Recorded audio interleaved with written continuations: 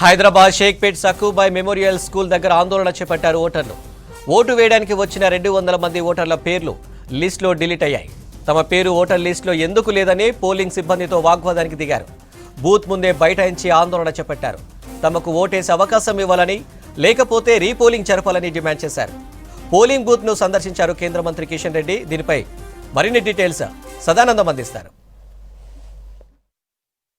హైదరాబాద్లో ఇటు లోక్సభ ఎన్నికలకు సంబంధించి పోలింగ్ ఎర్లీ మార్నింగ్ నుంచి జరుగుతుంది. ఇప్పటివరకు మందకొడిగా పోలింగ్ జరుగుతున్నా అంతటా ప్రశాంతంగా జరుగుతుంది. కానీ కొన్ని చోట్ల మాత్రం తమ ఓట్లను తీసేశారంటూ ఓటర్లంతా కూడా ఆందోళన చేస్తున్నారు. ఎట్ ప్రజెంట్ మనం షేక్పేట్లోని ఇక్కడ సక్కుబాయ్ మెమోరియల్ స్కూల్ వద్ద ఉన్న పోలింగ్ సెంటర్ దగ్గర ఉన్నాము. ఇక్కడ సుమారు 250 మందికి పైగా ఓట్లు డిలీట్ చేశారని వీళ్ళంతా ఆందోళన చేస్తున్నారు. సో వీళ్ళకి ఆల్రెడీ ఓటర్ స్లిప్స్ వచ్చాయి. గతంలో జరిగిన ఎమ్మెల్యే ఎలక్షన్స్ అప్పుడు ఓట్లు వేసాం, కానీ ఇప్పుడు మాత్రం మా ఓట్లు తీసేశారంటూ కూడా ఓటర్లు అందరూ ఇక్కడ ఇటు పోలింగ్ బూత్ దగ్గర వచ్చి ఉన్నారు. వీళ్ళని అడిగి తెలుసుకుందాం.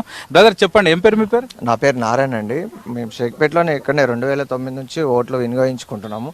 సో ఇప్పుడు వచ్చే వరకు ఇక్కడ మనకు ఆన్లైన్లో కూడా చూపిస్తుంది స్లిప్. ఇక్కడనేమో మొత్తం బూత్ నెంబరు అన్నీ కూడా ఇచ్చారు. ఇక్కడ వచ్చి చూస్తేనేమో ఆఫ్లైన్లో చూస్తేనేమో డిలీట్ అని పెట్టిండ్రు. ఇది కేవలం ఎలక్షన్ కమిషనర్ వాళ్ళ నిర్లక్ష్యమే అని మేము అనుకుంటున్నాం. ఇప్పుడు జిహెచ్ఎంసీ వాళ్ళు పరిధిలో వాళ్ళు ఎలక్షన్ కంటే ముందు వాళ్ళు రివ్యూ చేసుకుంటారు కదా, అది వాళ్ళు నిర్లక్ష్యం చేసి వాళ్ళంతలో వాళ్ళే చేసినటువంటి ఇది ఎలక్షన్ కమిషనర్ మీద మేము. పోలింగ్ స్లిప్లు కూడా వచ్చినాయా మీకు? పోలింగ్ స్లిప్లు అంటే ఇక ఆన్లైన్లో పోలింగ్ స్లిప్పే కదా ఇది. ఇక ఈ స్లిప్ పంపించింది కదా, ఇది మేము పెట్టుకున్నది కాదు కదా. వచ్చింది, ఇక ఫోన్లో ఉంది కదా, మొత్తం బూత్ నెంబర్తో సహా ఉంది. ఇక్కడనేమో ఆఫ్లైన్లోనేమో చూపిస్తలేదు.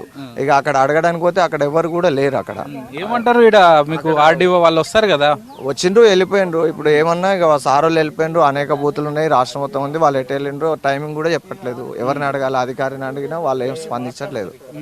అది మీరు చెప్పండి సార్, ఏం పేరు మీ పేరు? నా పేరు వెంకట్రావు. ఇదో పోయినసారి ఈయన వేసిన, ఇప్పుడైతే మాత్రం లేదన్నా. ఏమంటారు, లోపలికి పోతే ఏం చెప్తారు? నేను లోపలికి పోలేదు. ఇంకా ఈయన లేనప్పుడు ఇంకా లోపలికి ఏం చేయాలి? పోలే, లోపలికి అయితే పోలే. ఈడైతే మాత్రం లేదంట. మొన్న ఎమ్మెల్యే ఎలక్షన్స్ అప్పుడు వేసిన ఈయన వేసిన బూత్ నెంబర్ 7 వేసిన ఈయన.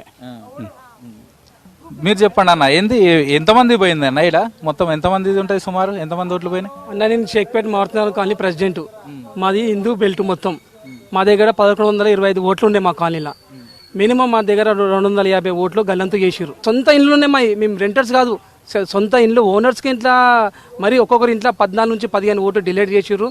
మనిషి బతుకున్నంగా డిలీట్ చేసే అధికారం ఎవరికి లేదు. ఏ కమిషనర్కి లేదు, జిహెచ్ఎంసీ ఆఫీసర్కి ఎవరికి లేరు. మనిషి బతుకున్నప్పుడు ఓటు హక్కు ఇవ్వాలి. మరీ ఘోరంగా చేసిర్రు. ఇది గవర్నమెంట్ కావాలని చేసినట్టు అనిపిస్తుంది. ఎందుకంటే నరేంద్ర మోడీ గారు 400 మెజార్టీ ఎక్కువ కావాలని అడిగినందుకు ఒక హిందూ బెల్ట్లు ఎక్కడెక్కడ ఉన్నో మా షేక్పేట్ డివిజన్లో 10-15 బూత్ల వరకు ఒక్కొక్క బూత్లో 100 నుంచి 200 ఓట్లు డిలీట్ చేసిరు. ఇది మాత్రం కమిషనర్లు చాలా తప్పు చేసిండు. మీరు ఇప్పుడు లోపలికి వచ్చిన వాళ్ళకి సంబంధించిన ఆర్డీఓ కానీ వాళ్ళు ఉంటారు కదా, ఎలక్షన్ ఆఫీసర్స్, వాళ్ళని ఏమన్నా అడిగిర్రా?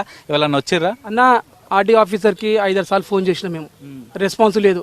సార్ మా చేతిలో ఏం లేదని చెప్తున్నారు. మరి ఏం లేనప్పుడు లోపల ఒక లిస్టు, బయట ఒక లిస్ట్ ఏంది? జిహెచ్ఎంసీ వాళ్ళే ఒక 10 days బ్యాక్